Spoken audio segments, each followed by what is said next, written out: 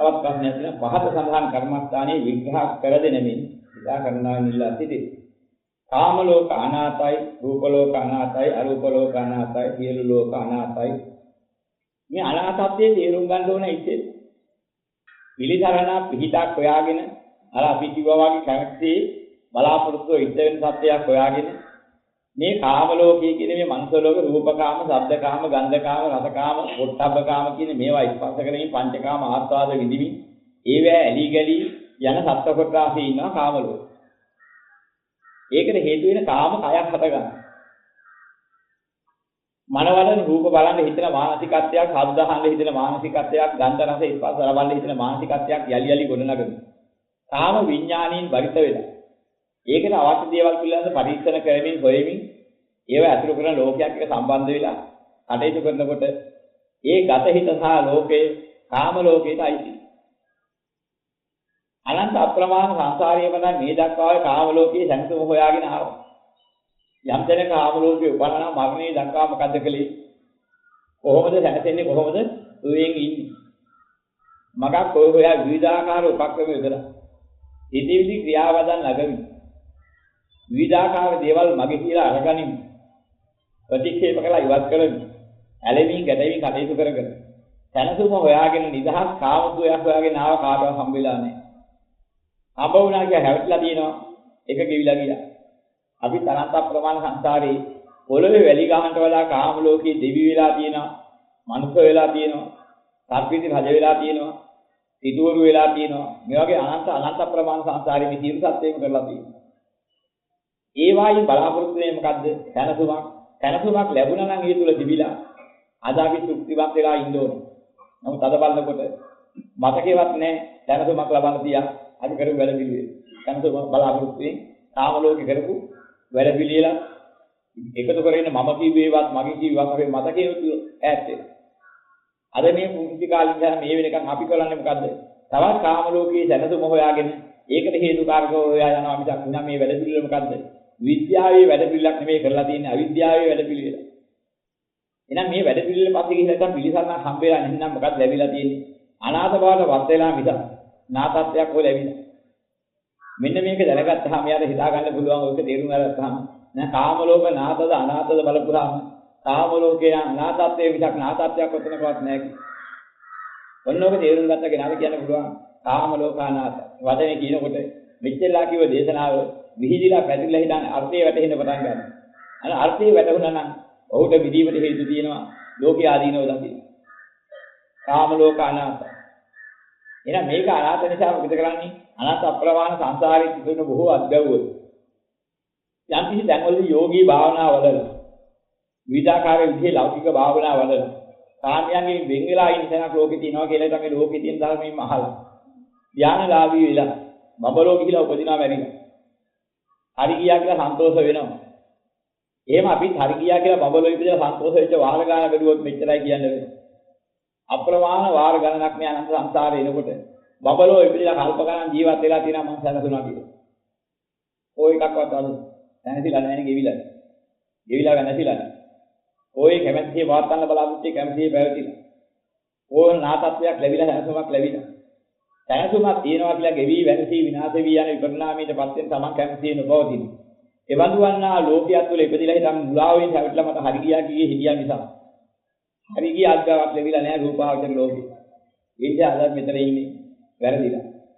එහෙනම් රූප ලෝකවල නාසත්වයක් තිබිලා නැහැ කියලා ඔය විදිහට තේරුම් ගත්තාම කියන්න පුළුවන්. මන් දැන් රූප ලෝක අනාතයි කියන්නේ ඇත්ත ඇති ආකාරයෙන් දැනගෙන. අන්න තේරුම් ගන්න පුළුවන් වුණාම වාක්‍යය කියනකොට ඔය වැටහෙන්නේ. මම මේ දැනගත්ත ඇත්තයි මේ සිහි කරන්නේ. නැ කාම ලෝක නාත වෙලත් නැහැ රූප ලෝක නාත වෙලත් නැහැ. නැ කාම ලෝකයේ රූප ලෝකයේ තිබෙන්නා වූ දොස් දැකලා මේට වඩා අරූපාවචර ලෝකයක් ඇත්නම් ඒක මෙයා එකක්වත් පේන්නේ නැහැ ඇහෙන්නේ නැහැ. එහෙම දෙනකට ගියා නම් සාන්තයි ප්‍රණීතයි කියලා හිතලා ඒකට ගන්න ලෞකික ධානයක් වල අරූප ලෝකේ උපදිනවා. ආකාසාංචායතන විඥානංචායතන ආකින්චඤ්ඤායතන නේව සංඥාන ආසඤ්ඤායතන කියන්නේ මේ අරූප සමාපatti වලලා. ඒ සමාපatti පුණ්‍ය ශක්තිය. ඒකෙන් ඉල අරූපාවචර ලෝකයක අරූප ලෝකේ කියලා උපදිනවා. මහා කල්ප 84000 කියන අතිවිශාල කාලයක් ওই නේව සංඥායතනෙත් ඉඳලා. හැබැයි මහා කල්ප 84000 කවදා හරි ගෙවිලා ඉවර වෙනවා. ඉවරිච්ච දාට මොකද වෙන්නේ? ඕක සැනසුම්. ආයි පල්ලෙහාකට එනවා. ආයි ඇදලා එනවා ලෝකෙ. ආයි කාම ලෝකෙට එනවා. ඒව අපත කියලා හිතන් අසත්පුරුෂ ආශ්‍රයයක් ගන්නොත් වැරදි කරලා පව් කරලා අපාගතත් වෙනවා. මව් මරලා පියා මරලා රාතන් මරලා මෙබඳු අවස්ථාවක් කරලා හරි මොනවා හරි පංචානතර කර්මයක් කරනවා නම් අටමහා නරකයේ අවිද්‍ය මහා නරකයට ගියානත් දුක් විඳින්න අවකාරී ඉතුරු එහෙම තියෙනවා. එහෙනම් කොහොමද නැති? මහා කල්ප 84000ක් යන නේව සංඥා නාසඤ්ඤායතන අරූප ලෝකේ ඉපදිලා මම සැලසුණා කිව්වේ එක අද බලනකොට එළවලක් නැති දුක් විඳින්න 1000ටපත් වෙමින් අසහනයටපත් වෙමින් කිසිම සැලසුමක් නැතුව අපාගතේලා දුක් විඳින්න ඉන්න අවස්ථාවක් තියෙනවා. අපි ඔක්කොම හැමතැනම ඉඳලා තියෙනවා. එහෙනම් මේ හැම එකම ඉඳලා තද විතරට මොකද කරලා තියෙන්නේ? නාතත්වයක් හම්බෙලා නැහැ. එහෙනම් මොකද්ද නාතයි කියලා හිතාගෙන තියෙන්නේ?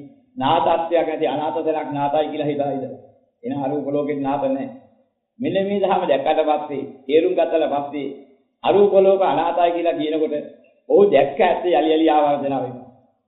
යමක් ආදීනව දැකන ලෝකයයි කියන තුල කාම රූප අරූප කියන තුන් ලෝකේ දැකන දැකපු මට්ටමට කාම රාගයේ දුරු වෙනවා රූප රාගයේ දුරු වෙනවා අරූප රාගයේ දුරු වෙනවා. යම් කාම රාගයක් ඇද්ද සතර පහ සහිතවන්නා වූ මේ කාම ලෝකයේ උපතට හේතු වෙනවා. යම් රූප රාගයක් ඇද්ද රූපාවචර බ්‍රහ්ම ලෝක උපතට හේතු වෙනවා. යම් අරූප රාගයක් ඇද්ද අරූපාවචර වන්නා වූ බ්‍රහ්ම ලෝකයට හේතු වෙනවා උපතට හේතු වෙනවා. උප්පටි වටිලාගේ සංයෝජන විදහරින්න නම් ඔය අනාථ සත්‍යයේ තුන් ලෝකෙම දකින්න ඕන. වැටහිච්ච මට්ටමට මොකද වෙන්නේ? අනාථ දෙයක් පස්සේ මොකද හිතනවා? අනාථ දෙයක් පස්සේ මොකද බැඳෙනවද නැදෙනවද? මොකද තව තවත් ඡන්දයෙන් රාගයෙන් එලි එලි ගමන් කරනවා කියලා වැටෙනකොට ඒ ප්‍රඥාව වැඩිලා ඡන්ද රාගයෙන් නිදහස් වුණාම උපාදානයෙන් මිදෙනවා ඒ ලෝකේ උපදිනදී. සත්‍යය දැකලා උපාදානයෙන් මිදුණොත් උපාදාන නිරෝධයෙන් භව නිරෝධ වෙනවා භව නිරෝධයෙන් ජාති නිරෝධ වෙනවා එහෙනම් නැවත උප්පත්තියක් එතන නැහැ. අසහනකාරී අනාථ උප්පත්තියෙන් නිදහස් වෙලා ගියාට පස්සේ දුක් දුන්නා වූ යමක් තිබුණා නම් එක කාම ලෝකේ එක රූප ලෝකේ එක අරූප ලෝකයක් බැවුවා. ඔය තුන්වත් බැවින් එහා තව දුක විඳින තවත් අද්භවයක් ලෝක සත්‍යයකට නැහැ. ඒක කරලා තියෙන අනන්ත සංසාරේ වෙන ඔය තුනේ. ඔය තුනේම නිදහස් වුණා නම් ඔහු දුකෙන් නිදහස්. එන අනාථත්වයේ දැකලා මොකක්ද නිදහස් වෙන තැන? අතහැරීම නාතයි. අතහැරුවාම එතන උපදින්න හේතු නැත්නම් ඉපදීමෙන් හටගත්ත සියලු දුකෙන් නිදහස්. දුකෙන් නිදහස් නම් නාතයි. දුක යුක්ත නම් අනාතයි. එන අනාත සහ නාත තේරුම් ගන්න ඕන.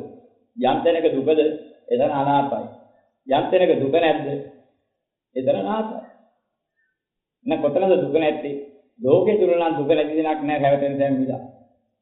මෙන්න මේක තේරුම් ගත්තට පස්සේ සබ්බ ලෝකේ අනවිගත සංඥාකිත සංඥාවක් තියෙනවා. සියලු ලෝකේම අවිගතියක් නැහැ. බැඳෙන බලාපොරොත්තු නැති වෙලා යනවා. අන්න ඒතකොට පරාග සංඥා, විරාග සංඥා, නිරෝධ සංඥා, සබ්බ ලෝකේ අනවිගත සංඥා මේ දිග ගිහිලා ගන්න. පූර්ණ භාවයට පත් වෙලා හිටන් සියල්ලෙන් මිදී යන. එහෙනම් කොතනද හිටින්නේ? යම් අත්තරීමක් ඇද්ද, නොවැල්මක් ඇද්ද, මිදීමක් ඇද්ද? ඒ නිවනම සාන්තයි ප්‍රණීතයි කියලා වැටහෙන්නේ. එතන අල්ලගන්න රෝස් කොටසක් නැහැ.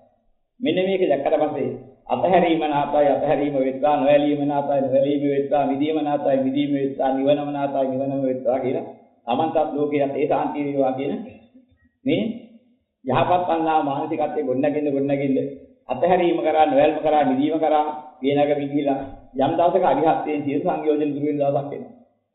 ඉදාට දැනගන්නවා තවත් අත්හරින්න දෙයක් ලෝකෙ පිළිවඳව නැහැ. ඇලෙන්න දෙයක් ලෝකෙ පිළිවඳව තවත් ඇත්තේ නැහැ. තමන්ට වැටෙන්න පටන් ගන්න අන්තිම කෙරවල.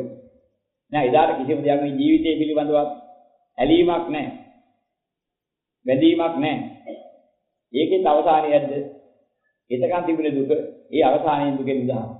ඔන්නෝක හරියාකාර පූර්ණ අවබෝධය ආවදාල කියන අරිහත්ත්වයට පත් වෙනවා. සියලු සංයෝජන කෙලවර කළා. අන්න ඒකේ මාර්ගය තමයි ලෝකී ආදීනව දැකිය යුතුයි, නිවනේ ආනිසංස දැකිය යුතුයි. ආදීනව හැටියට දැකලා නැවත සිහි කළ යුතුයි. ආනිසංසය හැටියට තේරුම් අරගෙන දැකලා නැවත නැවතත් ආවර්ජන කළ යුතුයි. මෙන්න මේ කාරණේට කියන ආර්ය භාවනාව. ඔය ආර්ය භාවනාව කරපු කෙනාට අතරමං වෙන්නේ නැහැ. යථාර්ථය දැකලා විදීම කරාම යනවා. ඕක තෝරාගත්තා නම් මේ කර්මස්ථානයේ නිවන් දකින්න හැටි තෝරාගත්තා. හැයි තව එකක් කරන්න දෙයක් නැහැ. මේ කර්මස්ථානයේ වැඩි කෙලවර කරන්න. අර්ථයේ තේරුම් බලන් අදහස වතහාගෙන යලි ආවර්ජන කරමින් ලෝකයයි යන තුන් ලෝකයේ ආදීනව දකිමින් ඒ වගේම නිවනේ අත්තරින් මෙලි විදි ලැබන්නා නිවන් සාන්තිය ආනිසංස සී කරමින් ඔය විදිහට යලි සී කරනවා නම් මේ ධර්මයේ වටහාගෙන තේරුම්ගෙන ඒ පුද්ගලයාගේ මනස ප්‍රඥාවෙන් වැඩිලා හිටන් අත්හැරින් වැළී විදි කෙලවර කරලා සීල චන්දරාගෙන් නිදහස් කරලා නිවන් සාන්තියපත් කරනවා. එහෙනම් ඉතින් පස්සේ ඕක කරන්න දෙයක් නැහැ. අරිහත්ත්වයේ කරා මම කපි භාවනාව ඇති. හරියට දෙන්න ගත්තොත් ඔය විදිහට වටහා ගන්න. සියලු ලෝක කිව්වහම උවිතලා තවත් ලෝක නැහැ. සියලු ලෝක තියෙන්නේ එක කාම ලෝකයයි එක රූප ලෝකයයි අරූප ලෝකයයි අරුණාම තවත් ලෝක තියෙන දෙයක් නැහැ. සියලු ලෝකෙ තියෙන්නේ ඔය ටික. ඔය තුනම එකට සීකිරීම තමයි සියලු ලෝක අනාතයි. අතහැරීම නාතයෙන් සියලු ලෝකයන් පිළිබඳව බලාපොරොත්තු අතහැරීමයි නාත. නිදහස් තියෙන සංසම කියන්නේ ඒ අතහැර ගන්න තමයි දුකෙන් නිදහස්. අන්න නිවන තීකලා. අතහැරීම නාතයි අතහැරීම එක්ක නිවන තීකලේ නිවන ලැබීමට පැතුම්. ඉතින් යථාර්ථය දැනෙන්න කරගෙන යනකොට ඒ කාරණේ සිද්ධ වෙනවා.